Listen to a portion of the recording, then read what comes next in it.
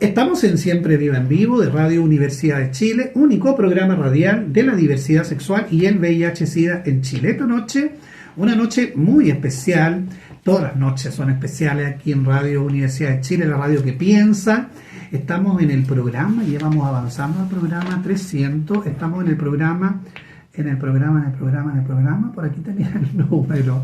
No, estamos casi llegando a los 300 programas. El programa 296 de Siempre Viva en Vivo. Me recordaba la doctora Valeria Estuardo, que estuvo aquí hace harto tiempo, cuando no era madre, ahora es madre y tiene un hijo de 7 años. Va a cumplir 7 años el 31 de julio. Imagínate, cuando la invite de nuevo, ya Gael va a ser padre, seguramente. Estará en la universidad. Va a estar en la universidad, va a ser abuela. Claro. ¿No? Como pasa el tiempo, Sí, y nosotros seguimos acá. Es lo mismo, como digo yo, dura para el concurso. Estamos conversando acá sobre VIH, sobre prevalencia.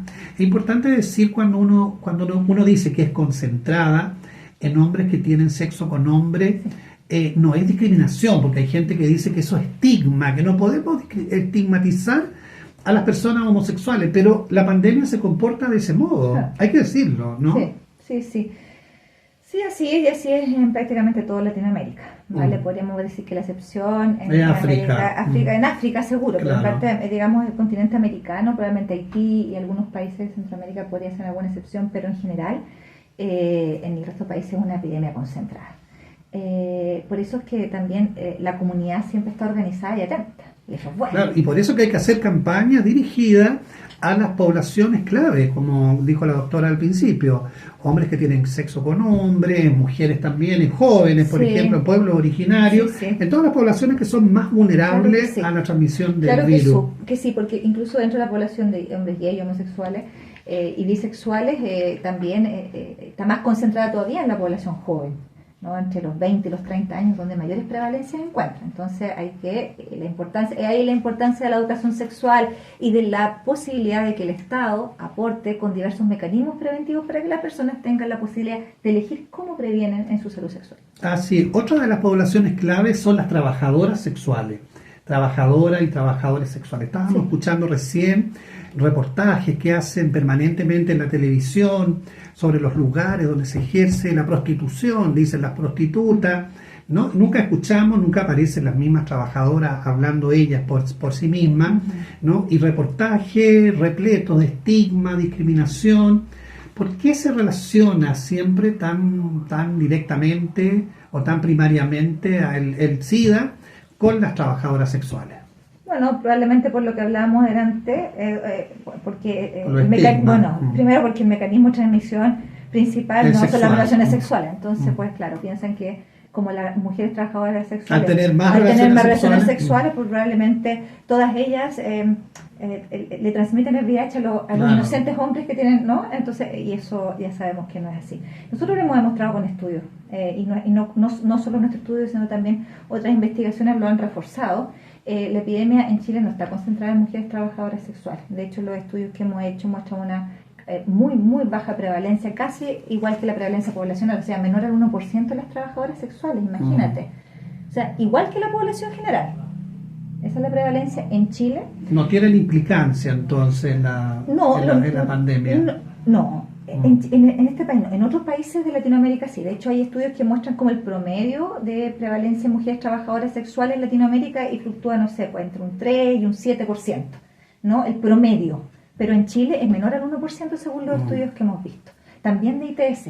Lo que pasa es que además en Chile hay una cultura, y no solamente en Chile, sino que también en otros países latinoamericanos, y se ha visto a través de los estudios y de las conversaciones que uno puede escuchar y que yo misma he tenido con las compañeras de la red Transsex, por ejemplo, que son una red organizada a nivel latinoamericano de trabajadoras sexuales a la cual pertenece la Fundación Margen acá en Chile, y no hace muchos años, y han hecho un trabajo de acercamiento comunitario y investigación en toda investigación comparada, y no solamente en temas de salud sexual específicos, sino que también en temas de vulneración de derechos en toda Latinoamérica, realmente muy buena, ¿no? Entonces he visto también, se ve, ¿no?, que dentro del espacio del trabajo sexual hay un tema que nosotros también lo vimos con el proyecto Vivimos, que es un tema de educación sexual entre pares muy interesante, que no se da en otros contextos, fíjate. Sí, eso iba yo y de a educación sexual y de profundizar. cuidado entre pares. De cuidado, de la entrega, de Sí. preservativo, de condón, en los estudios que ustedes han hecho.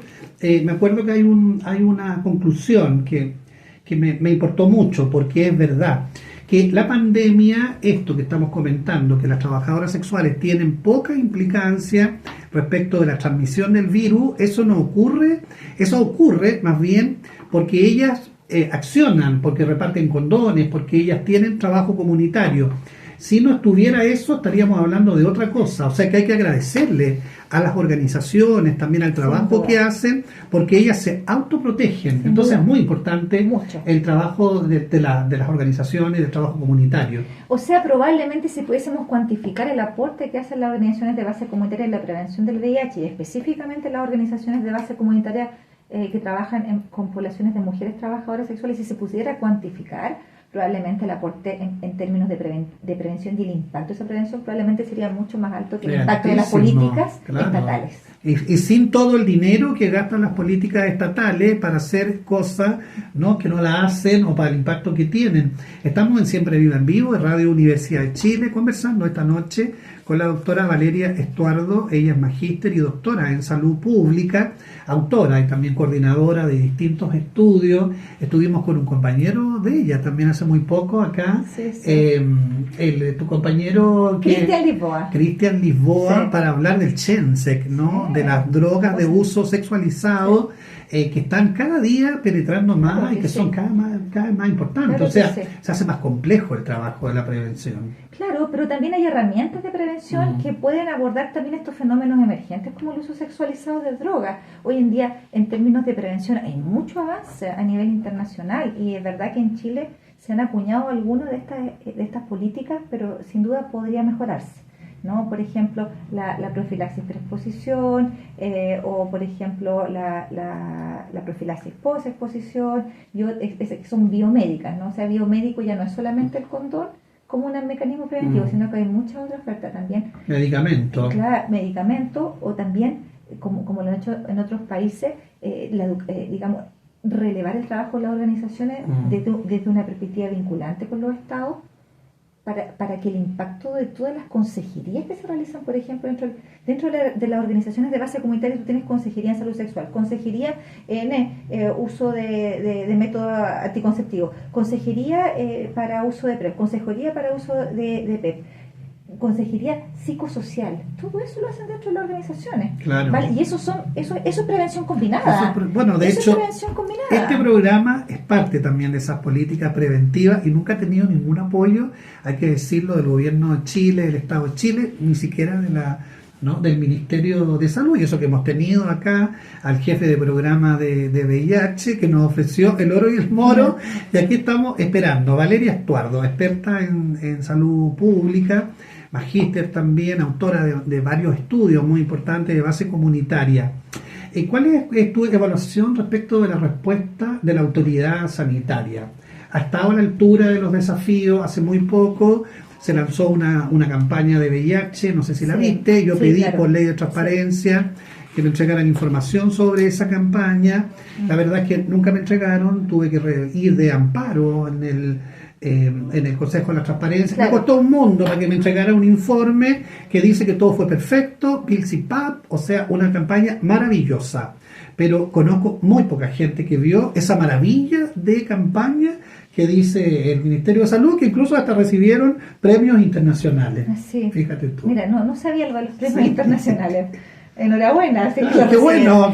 Sí, bueno, yo sí vi la campaña, pero porque la buscaste. Sí, la verdad es que la busqué. La verdad es que me parece que se hizo un esfuerzo por relevar algunos temas que antes no se habían relevado. Y eso uno pudiese agradecerlo, pero igual lo que uno echa de menos de ese tipo de campaña, y supongo que desde el activismo comunitario más aún, es la co-creación de los espacios gráficos y de de todo el contenido, ¿no?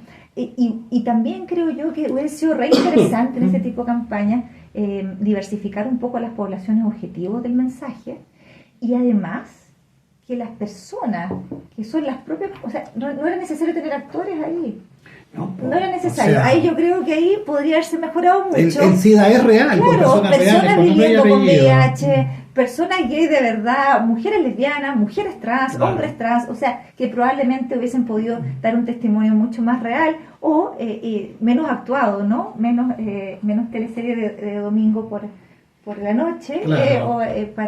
y yo creo que eso hubiese mejorado mucho la calidad de esa campaña. Y por supuesto, yo no sé qué tan participativa fue, no, desconozco qué tan participativo fue Mira, ellos la dicen que creación. fue muy participativa. Yo no lo sé. A mí por lo menos no me invitaron ni siquiera a la presentación, no vinieron a este programa y las puertas han estado abiertas siempre. Vale. Así que bueno, mira, por lo menos respondieron, vamos a compartir ese informe con las comunidades, también estoy preguntando a los que participaron. Y bueno, es importante que exista una campaña, Sí, ojalá sin que duda. todo ese dinero, ¿no? Muchos millones de pesos, sean usados de modo mucho más eficiente. Ustedes con muy poco dinero han hecho estudios y de hecho están ahora en los pocos minutos que nos quedan, están a punto de lanzar un estudio, aquí, más bien una encuesta, entiendo, en Chile. Hablemos un poquito de eso y cómo podemos colaborar en esa iniciativa.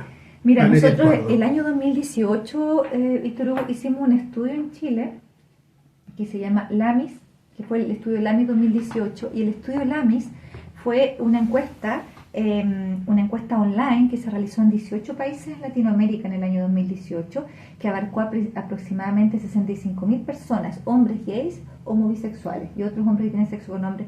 Y lo que quería hacer esa encuesta en su momento era indagar sobre la salud psicosociosexual de las personas para poder contribuir a la discusión y a la mejora de las políticas públicas y focalizar, ¿no? Y también hacer análisis comparativo con los otros países de la región, cosa que no existía. Ese estudio se hizo y fue muy fructífero, se logró alcanzar una gran muestra, la comunidad quiso participar, quiso conocer o dar a conocer su estado de salud y las brechas y las barreras que habían para mejorar la salud. Y eso fue muy interesante. En Chile participaron casi 5.000 hombres. Imagínate. Fue súper interesante, súper interesante. Pues bien, aportó mucho a las respuestas países. Esas respuestas que a veces tienen que dar los países al ONU-SIDA a través de los indicadores. Claro. Eso pues mucho. Ahí Estaban los indicadores. informe. Y entonces hoy, que es el año 2025, estamos a puertas del LAMIS 2, del lanzamiento del LAMIS 2. Después de 7 años de la primera versión, vamos a hacer el lanzamiento de esta encuesta online, esta vez en 22 países y territorios de la región latinoamericana. Participan aproximadamente 25 organizaciones comunitarias articuladas en toda la región latinoamericana. En Chile la organización que coordina esto es la Fundación Sabia. Y se viene haciendo un trabajo ya de hace un año, y lo único que estamos esperando, porque está todo listo, de hecho ya se lanzó en algunos países de Sudamérica, estamos esperando para lanzarlo en Chile, que nos den la aprobación del Comité de Ética de la Universidad de Chile, porque los comités de ética en los estudios de investigación, sobre todo cuando son de base comunitaria, tienen que respetar o sea, es esencial, claro, la intimidad, los derechos todo, de las personas. y tiene que estar siempre respaldado por un comité de ética que vise la realización de estos estudios. Así que apenas se lance el LAMIS 2025, estaremos invitándolos a todas y todos a participar. Oye, nosotros queremos ser parte de esa encuesta, por supuesto, difundirla, compartirla acá en nuestro programa, así que cuenta con todo nuestro decidido y cómplice apoyo. Pues les vendremos a visitar, o vendré yo o enviaré algún camarada a visitarles. Somos parte de la encuesta. Y además podemos enviarle pues semanalmente, porque se hace un seguimiento súper interesante de diferentes países de esto. Entonces semanalmente o cada 15 días se envían reportes de cómo va la cosa. Entonces nosotros podemos enviar y te los podemos hacer llegar y todo el Víctor Hugo de los reportes, cómo va la cosa en su momento, para que vayamos viendo cómo vamos como país. La idea es que podamos también alcanzar al menos lo que alcanzamos el año 2018. Ahora, la gente se preguntará, pero qué aburrido una encuesta tanto rato. Lo que pasa es que presenta datos muy importantes que ninguna otra encuesta en el país los muestra. O sea que visibiliza a la población también. Exactamente, o sea, hay que tomar el tiempo y la importancia de lo que uno está respondiendo, y va a ayudar también a otros, ¿no? Uno dice, qué lata esta encuesta, que sé yo, una encuesta más. pero son estudios muy importantes que no solamente nos ayudan a nosotros, sino que ayudan a toda la comunidad y muy especialmente a los más jóvenes. Como dice la doctora Valeria Estuardo, esta es una epidemia concentrada, pero que ahora está mucho más concentrada en jóvenes muy jóvenes, 14, 15 años. Yo espero que esos jóvenes no adquieran el virus. Así que muchas gracias, Valeria. Quédate un ratito que vienen los saludos acá en Siempre Viva en Vivo. Gracias, Víctor Hugo.